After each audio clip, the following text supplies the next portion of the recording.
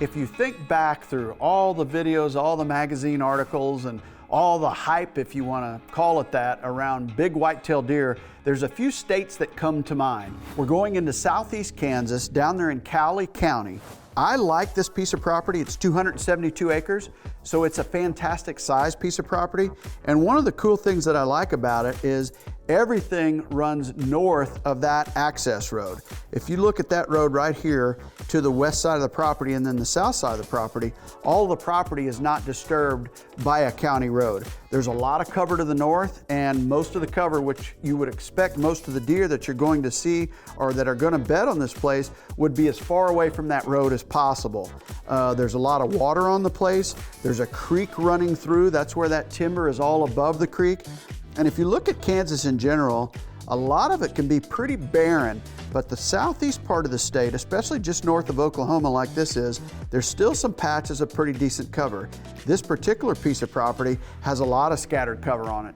And generally my experience is when you go to Kansas and you find good thick cover, whether that be in the form of hardwoods, cedars, or grass, you're going to find deer. The other key ingredient that you want is water. They have the creek, they have the pond, they've got a trail system throughout, and it's got a good hunting history on this particular farm. So you've got that road along the south. There's also a road on the east, so there's good access. Regardless of the wind direction, you're going to be able to get to this particular piece of farm. What I would want to see in person, you could call Jake Kolb and set up an inspection of this farm. I'd want to see how much of the farm is visible from the roads and how much is not.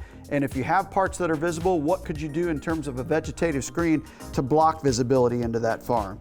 But overall, I like this farm. Let's go into satellite. And then the hybrid model.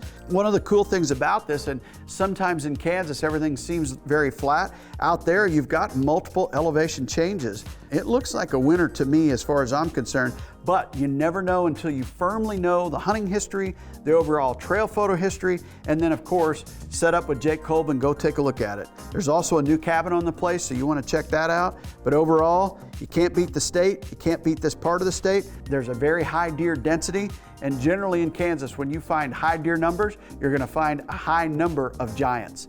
Gotta love the state of Kansas. DeerCast is giving you the chance to hunt with Mark and Terry Drury.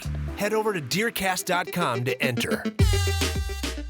We're adding new videos every week, so make sure to click that subscribe button and check out all of our amazing content. This episode of DoD TV was brought to you by Mossy Oak.